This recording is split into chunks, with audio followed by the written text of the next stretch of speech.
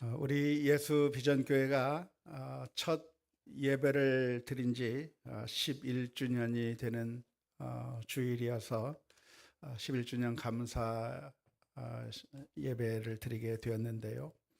그 첫 예배 때부터 함께 하셨던 분들은 아마도 그때의 기억이 아주 생생하게 날 것 같습니다. 우리 장로님 기도하시는 것을 보니까 그때의 기억들 많이 기억이 나시는 것 같은 느낌을 받게 되었습니다. 그 기간을 걸어오는 과정 가운데 때로는 당혹스러운 적도 많이 있었을 것 같습니다. 왜냐하면 우리가 생각하고 기대하던 방향으로, 우리가 계획하던 방향으로 모든 일이 진행되는 것이 아니라 어떤 때는 정반대로 모든 일들이 흘러가는 것처럼 보일 때가 많았기 때문에 그럴 것입니다. 우리가 인정하지 않을 수 없는 것은 사람이 계획을 세우지만 그러나 그 길을 인도하시는 분은 하나님이시라고 하는 것을 인정하지 아니할 수가 없는 것이고, 뿐만 아니라 그러한 하나님의 인도하심은 실수가 아니라 사실은 하나님께서 우리를 선하신 길로, 우리를 훈련시키기도 하고 우리를 인내하게 만들기도 하시고, 또한 더욱더 주님을 의지하게 만들기도 하시고 더욱더 주님을 사랑하게도 만드시는 그런 훈련의 과정이었다고 하는 것을 인정할 수밖에 없는 것이죠. 하나님의 은혜가 없었던 것이 아니라 매 순간 하나님의 은혜가 있었다고 하는 것을 우리가 11년이 지난 이 시점에 과거를 되돌아보면서 인정할 수가 있었고, 그리고 하나님 앞에 감사할 수 있을 것이라고 믿습니다. 그래서 오늘 11주년을 기념하면서 많은 분들이 참 여러 가지 감격도 가지게 될 것이고, 그때 처음 힘들었던 때에 비해서 하나님의 그 인도하심이 얼마나 컸는가를 보면서 그래서 감사하는 마음이 충분히 있을 거라고 생각이 듭니다. 그런데 우리 교회에는 그 당시 첫 예배에 함께 하셨던 분들만 계신 것이 아니라 그 이후에 나중에 우리 교회에 등록하고 우리 교회와 함께 신앙생활하는 분들도 많이 계십니다. 저도 그 중에 한 사람입니다. 저도 1년의 소용돌이가 다 지난 다음에 예수비전교회에 조인하게 되어서 여러분들과 함께 같이 신앙생활을 하게 되었는데요. 어떻게 보면 이렇게 나중에 우리 교회에 참여하신 분들에게는 설립 기념일이 그렇게 크게 마음에 와닿지 않을 수도 있을 겁니다. 제가 어떤 목사님하고 이야기를 하다 보니까 그 목사님은 자기 교회 설립 기념일을 없앴대요. 없앴다고 하는 것이라기보다는 기념하지 않는다고 그래요. 그 날을 중요하게 생각하지도 않고 그 날에 특별히 기념하거나 뭐 그러는 것이 아니라 차라리 10월 마지막 주일인 종교개혁주의를 그날을 오히려 더 기념하고, 그것이 우리 교회의 탄생일이니까 종교개혁주의를 더 크게 기념하면서 지난다고 하는 이야기를 들은 적이 있습니다. 그분의 말씀에 따르면 매년 설립 기념일이 되면 설립 당시에 있었던 소수의 사람들에게는 감격이 있고 그리고 기쁘고 또 여러 가지 감상에도 젖을 수 있지만, 그 이후에 오셨던 분들은 갑자기 소외를 당하는 느낌을 받는데요. 나는 뭐지?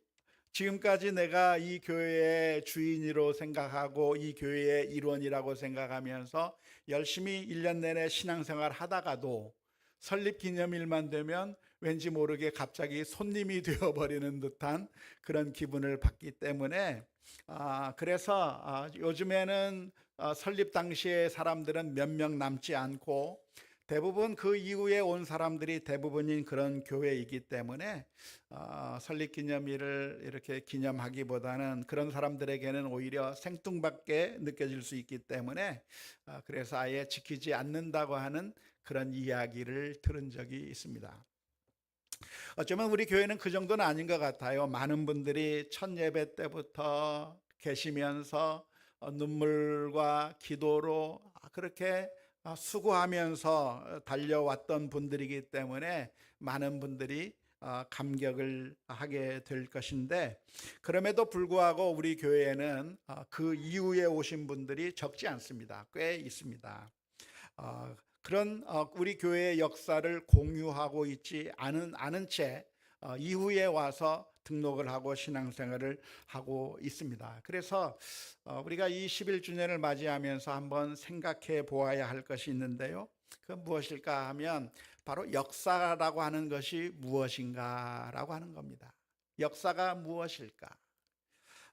우리가 기억해야 될 것이 있다고 한다면 그 역사라고 하는 것은 과거적인 것이라기보다는 미래적인 것이 되어야 한다고 하는 점을 기억해야 할 겁니다. 물론 과거의 경험, 과거의 사건, 그런 것에 의해서 우리의 삶이 시작되게 되겠지만, 우리의 삶이 과거에만 머물러 있게 된다고 한다면 발전할 수가 없는 것이죠. 과거에만 머무르게 되면 과거에 있었던 영화, 과거에 있었던 여러 가지 사건들, 그리고 그 과거에만 우리가 그 감옥 속에 갇혀져 버리게 된다고 한다면, 우리가 앞으로 새 시대를 만들어 나가고 발전해 나가는데 많은 어려움을 겪게 되기 때문에 과거에만 머무를 것이 아니라 미래를 향해서 전향적으로 나아가는 그런 열린 마음의 자세가 우리 모두에게 있어야 할 것입니다.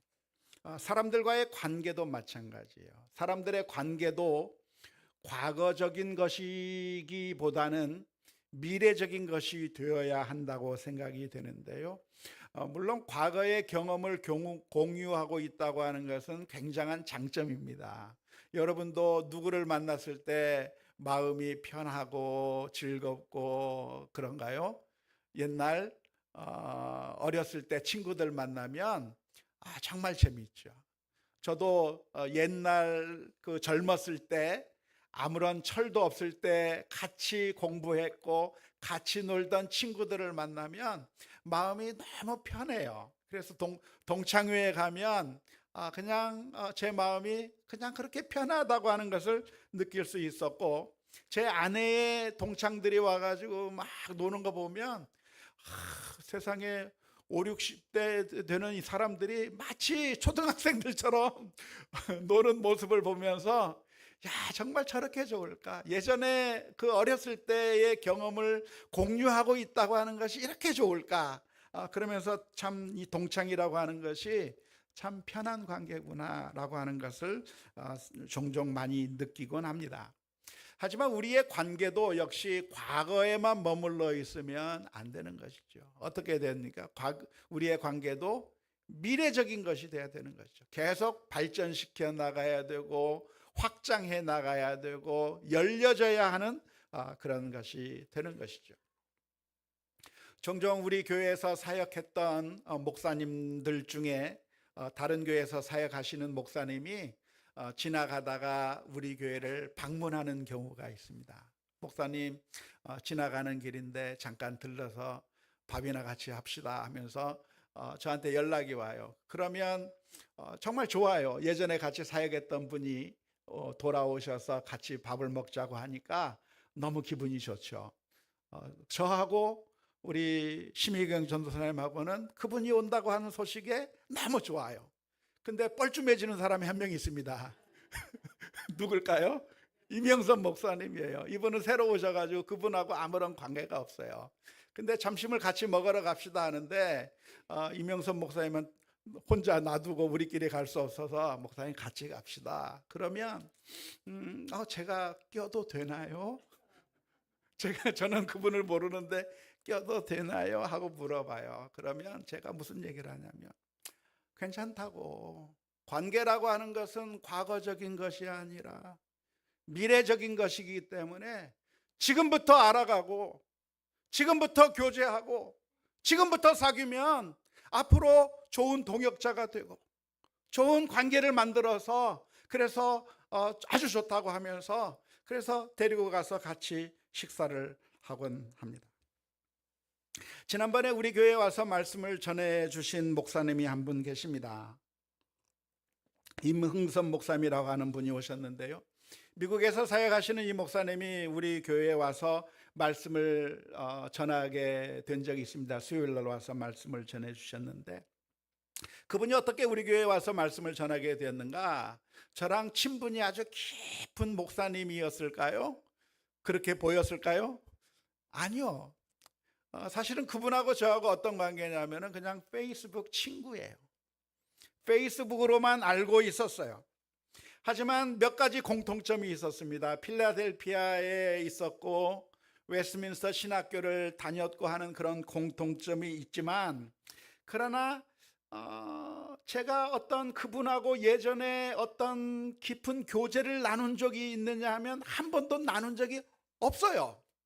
그래서 어느 날 페이스북을 하고 있는데 그분이 저한테 연락을 해서, 목사님, 제가 미국에서 잠깐 나왔는데 목사님을 꼭 만나보고 싶다고 연락이 왔어요. 그래서 제가 그때부터 갑자기 혼란스러웠습니다.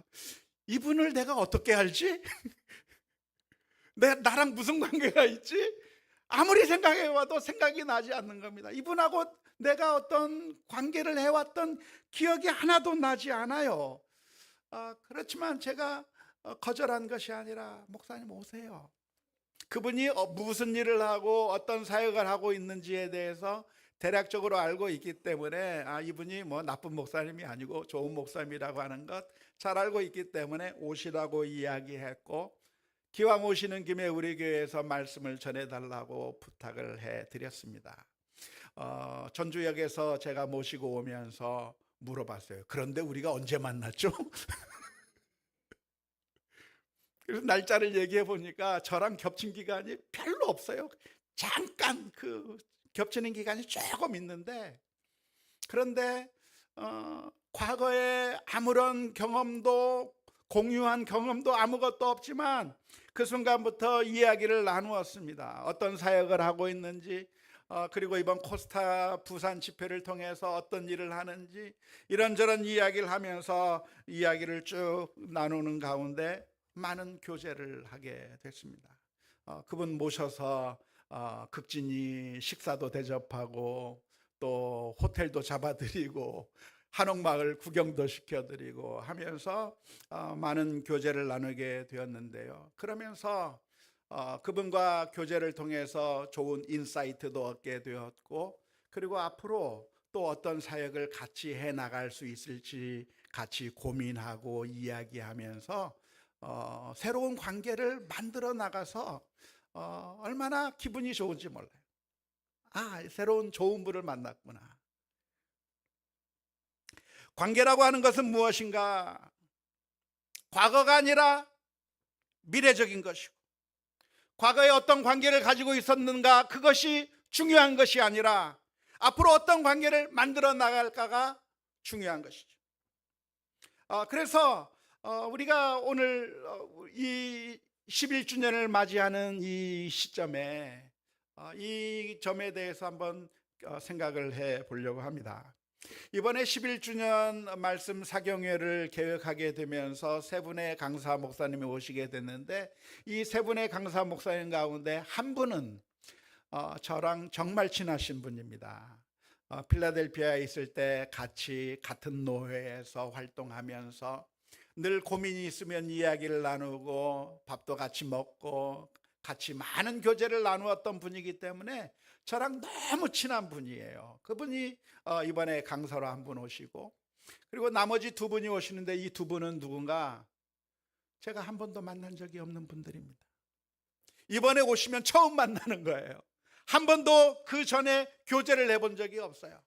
다만 그분들이 어떤 분이라고 하는 것에 대해서 이야기만 들었고 정보를 가지고 있었고, 하지만 한 번도 경험해 보지 못했지만, 그러나 이분들을 초대하면서 또 말씀을 듣기도 하고 앞으로 좋은 관계를 만들어 갈 걸 생각하니까 마음속에 기분이 너무나도 좋았습니다. 11주년을 기념하고 감사하면서 여기에는 초창기부터 정말 눈물을 흘리면서 때로는 속상해하기도 하고 때로는 즐거움을 같이 누리기도 하고 하면서 많은 애증을 누리면서 같이 11년 동안 걸어온 믿음의 동지들이 여기에 계십니다.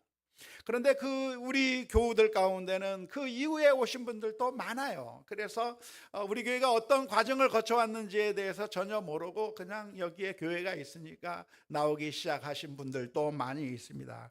하지만 이런 상황 가운데서 우리가 이 시간 11주년을 맞이하면서 이 11주년 감사 예배가 초창기 멤버들만을 위한 그런 기념 행사가 될 것인가? 그게 아니고 우리가 이 시점에 한번 묵상해 보아야 할 것이 있다고 생각합니다. 과거의 역사에 대해서 감사하고 기억하는 것이 필요한 것이지만 그러나 더 중요한 것이 있다고 한다면 우리가 그 과거가 우리들의 발목을 잡아버려서는 안 되고 이제는 우리가 어떻게 하면 우리가 더 좋은 하나님의 교회로 바꾸어져 나갈 것인가? 어떻게 하면 우리가 더 사랑이 넘치는 교회로 만들어져 갈 것인가? 어떻게 하면 하나님께서 원하시는 정말 좋은 교회로 만들어 갈 것인가 라고 하는 미래지향적인 관점을 가지고 우리 교회가 나아갈 바를 생각해 보아야 할 것입니다. 그때 있던 그 사람들이 우리 교회의 주인 행세를 하는 것이 아니라 모두가 주인이 되고 모두가 하나님의 자녀로서 함께 같이 공동체를 이루어 나가는 그런 아름다운 교회를 만들어 가야 하는 것이죠. 안타깝게도 수많은 교회에 가보면 교회 안에 텃세를 부리는 사람이 있습니다. 교회 안에서 오래된 신자가 새로운 교우들이 오면 자꾸만 쫓아내는 교회들이 있어요.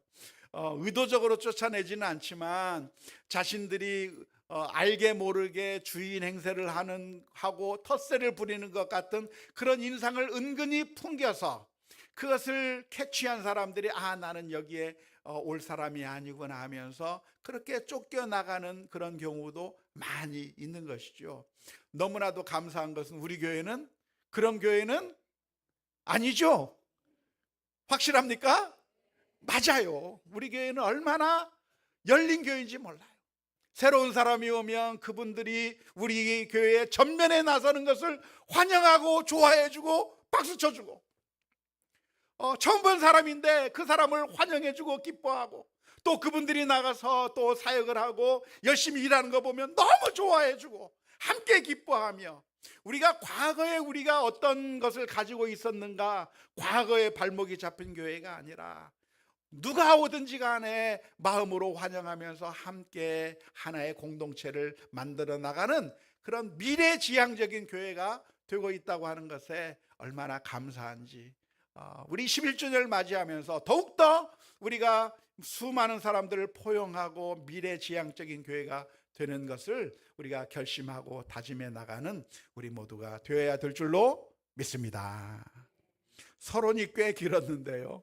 그런 의미에서 우리가 사도행전 9장의 말씀을 한번 묵상하면서 은혜를 받으려고 합니다.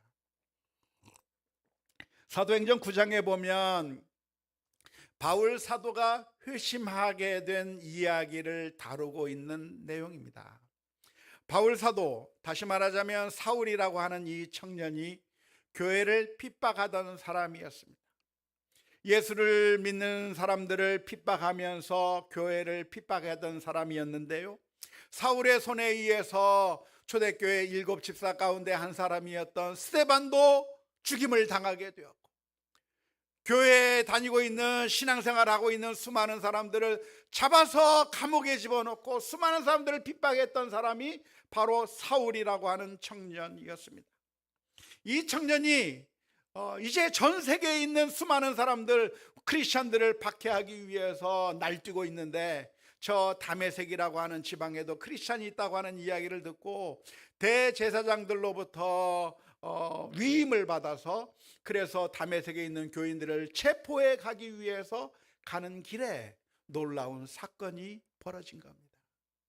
다메섹으로 가는 길 가운데 부활하신 주님께서 사울에게 나타나신 것이죠. 그리고 사울에게 이야기를 합니다. 사울아, 사울아, 어찌하여 내가 나를 핍박하느냐. 교회를 핍박하고 있는 그 사울을 향해서 왜 나를 핍박하느냐.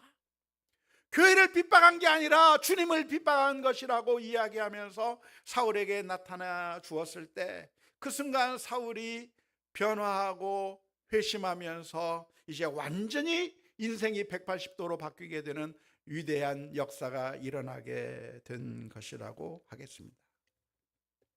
그 부활하신 주님을 만난 사울을 향해서 주님께서는 어느 날 아나니아에게 나타나셔서 말씀해 주셨습니다. 아나니아야, 네가 저 사울이라고 하는 사람에게로 가서 안수하여 기도해 주고 그 사람을 잘 인도하라고 말씀해 주신 것이죠. 그때 이 아나니아가 주님의 음성을 듣고 했던 대답이 사도행전 9장 13절 14절 말씀에 기록되어 있습니다. 아나니아가 대답하되 주여, 이 사람에 대하여 내가 여러 사람에게 듣사온즉 그가 예루살렘에서 주의 성도에게 적지 않은 해를 끼쳤다 하더니 여기서도 주의 이름을 부르는 모든 사람을 결박할 권한을 대제사장들에게서 받았나이다. 아나니아의 대답이 무엇입니까? 주님, 이 사울이라고 하는 사람이 우리 교회를 핍박했습니다. 스데반을 죽이는 일에 앞장섰습니다. 그리고 우리도 잡으려고 지금 오고 있는 이 청년인데 우리 이 청년에게 왜 내가 가야 합니까? 갈 수 없다고 이야기를 한 것이죠. 과거 사울이 어떻게 했는지에 대한 소문을 들어서 그 과거의 이야기에 갇혀 있었던 이 아나니아는 마음이 선뜻 사울에게로 갈 수가 없었던 것이죠. 하지만 주님께서 놀라운 대답을 해 주셨습니다. 사도행전 9장 15절 16절의 말씀입니다. 주께서 이르시되 가라, 이 사람은 내 이름을 이방인과 임금들과 이스라엘 자손들에게 전하기 위하여 택한 나의 그릇이라.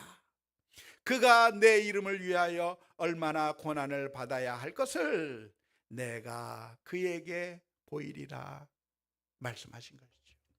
아나니아는 사울의 과거를 보면서 그가 교회를 핍박했습니다. 그가 교회를 망하게 만들고 있습니다. 교인들이 그로 인해서 엄청난 고난을 받았습니다. 사울의 과거만을 보면서 그 과거 때문에 사울에게 다가갈 수 없다고 이야기한 것이죠. 하지만 주님께서는 아나니아에게 사울의 미래를 보여준 겁니다. 사울이 어떠한 사람이 될 것인가? 이 사람은 나를 위하여 온 세상에 복음을 전할 나의 그릇이다. 미래를 이야기하면서 이 사울을 받아들이라고 이야기한 것이고, 놀랍게도 아나니아는 이 대답에, 이 주님의 음성에 순종하여 사울을 인도하게 되었고, 결과적으로 사울이 전 세계에 복음을 전하는 위대한 복음 전도자 사도 바울로 변하게 되는 엄청난 결과를 가져오게 된 줄로 믿습니다. 만일 아나니아가 과거에만 머물러 있고 과거의 감옥 속에만 갇혀 있었다고 한다면 위대한 복음 전도자가 탄생할 수 없었을 것이죠. 예루살렘 교회도 마찬가지입니다. 바울 사도가 복음을 전하러 다닌다고 하는 그 소식이 예루살렘 교회에도 전해지게 되었습니다. 전에는 핍박하던 사람이 이제는 복음을 전하고 다닌다고 하는 그 이야기를 예루살렘 성도들이 들었는데, 그 예루살렘 성도들이 너무나도 좋아했을까요?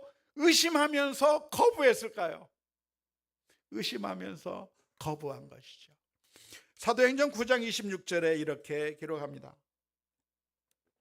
사울이 예루살렘에 가서 제자들을 사귀고자 하나 다 두려워하여 그가 제자됨을 믿지 아니하니. 사울이 지금 예루살렘 교회 안에 들어와서 나도 하나님을 찬양하기 위해서 이 자리에 왔습니다, 여러분과 교제하기 위해서 왔습니다 하니까 그 예루살렘에 있는 교인들이 아이고 형제님 하면서 반갑게 맞이해 준 것이 아니라 의심의 눈초리로 바라본 거예요. 무슨 의심의 눈초리? 혹시 저 사람이 프락치가 아닐까? 우리 안에 들어와서 정보를 다 캐내가지고 그래서 우리를 다 잡아가기 위해서 위장 전향한 것이 아닌가? 모두가 다 의심할 수 있는데 그렇게 의심하는 것이 가능해요? 불가능합니까? 가능한 일이에요. 혹시 그럴 수 있어요. 그렇기 때문에 모두 다 의심하고 있었던 것이죠. 과거에 그 사울이 무엇을 했는가를 아는 사람들은 그 마음이 쉽게 열리지 않았던 것입니다. 하지만 놀랍게도 그 자리에 바나바라고 하는 사람이 있었습니다. 사도행전 9장 27절에서부터 29절 말씀에 보면 이렇게 기록합니다. 바나바가 데리고 사도들에게 가서 그가 길에서 어떻게 주를 보았는지와 주께서 그에게 말씀하신 일과 다메섹에서 그가 어떻게 예수의 이름으로 담대히 말하였는지를 전하니라. 사울이 제자들과 함께 있어 예루살렘에 출입하며 또 주 예수의 이름으로 담대히 말하고 헬라파 유대인들과 함께 말하며 변론하니 그 사람들이 죽이려고 힘썼다. 유대인들이 사울을 죽이려고 힘썼다고 기록하고 있는 것이죠. 옛날만 생각하면 함께 할 수 없는 사람입니다. 하지만 하나님께서는 사울을 미래의 도구로 삼아 주신 것이죠. 오늘 우리 예수 비전교회가 나가야 될 방향이 무엇일까요? 그것은 우리가 과거의 경험, 과거의 역사, 그 옛날 거기에 머물러 있을 것이 아니라 11주년은 과거를 바라보는 그런 기념하는 날인 것을 더 넘어서서 미래를 바라보고 함께 손을 붙들고 하나님의 교회를 만들어가는 그런 계기가 되는 귀한 시간이 될 수 있기를 주님의 이름으로 축원합니다. 안타깝게도 수많은 교회들이 과거 속에 사는 것이죠. 역사가 길면 길수록 그럴 가능성이 많아요. 예전에 우리가 이런 일을 했고 우리가 최초로 무엇을 했고 우리가 이 세상 정말 이런 자랑스러운 역사를 가지고 있다고 하면서 과거의 그 감옥 속에 들어가 있는 교회들이 너무나도 많습니다. 하지만 그것은 바른 태도가 아니에요. 왜냐하면 우리의 과거의 성공이 우리의 미래의 성공을 방해하는 경우가 많기 때문에 그렇습니다. 예전에 성공했던 그 경험이 우리가 미래로 나아가는데 방해하는 경우가 너무나도 많거든요. 예를 들어서 사울 왕이 다윗을 만났을 때 사울 왕은 다윗에게 자신의 갑옷을 벗어서 다윗에게 주었습니다. 자신이 가지고 있던 칼을 다윗에게 주었습니다. 왜냐하면 자기가 그 갑옷을 입고 그 칼을 차고 블레셋과 싸워서 이겼거든요. 수많은 화살이 날아오는 가운데 그 갑옷이 자기를 지켜줬거든요. 그러니까 전쟁하러 간다고 한다면 내 갑옷을 입고 내 칼을 차고 나간다고 한다면 그래야 안전하고 그래야 승리할 수 있다고 생각해서 다윗에게 자신의 갑옷과 칼을 준 겁니다. 지금까지 수없이 많은 전쟁 가운데서 승리하게 해줬던 그 갑옷과 칼을 주었습니다. 하지만 다윗이 그 갑옷을 입으니까 안 맞아요. 칼을 드니까 안 돼요. 다윗은 그런 것이 필요한 것이 아니라 문맷돌 들고 그냥 달려나가서 골리앗과 1대1로 마주치는 게 그게 그 다윗에게 필요한 것이었던 것이죠.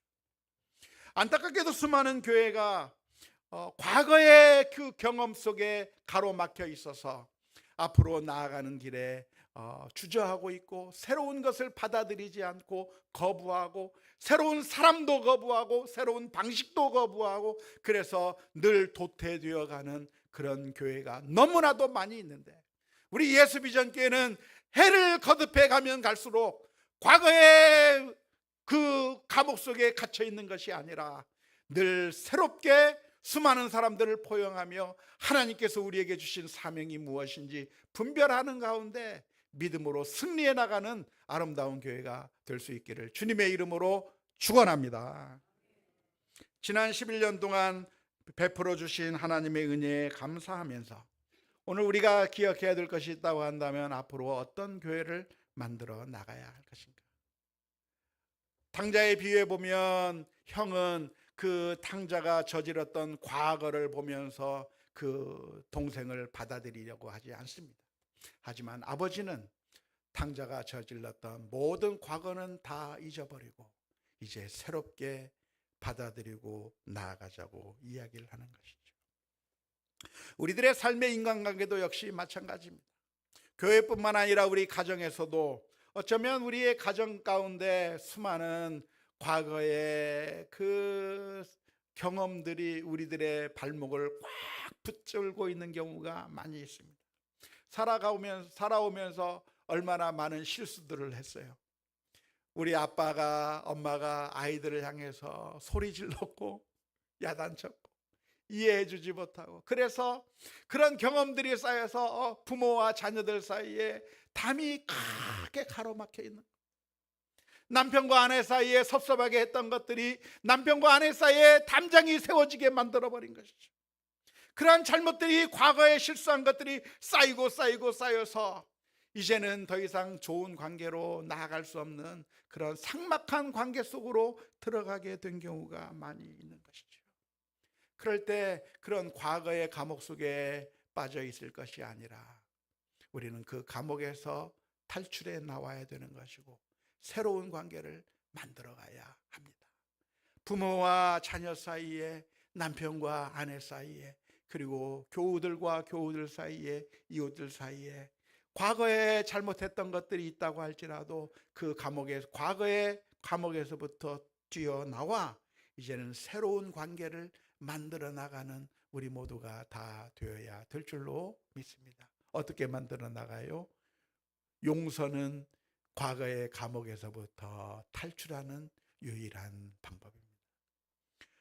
내게 잘못했던 사람들을 향해서 용서하고 과거에 잘못했던 것들을 다 잊어버리고 그것을 뛰어넘고 이제는 새로운 관계를 쌓아가면 되는 거예요.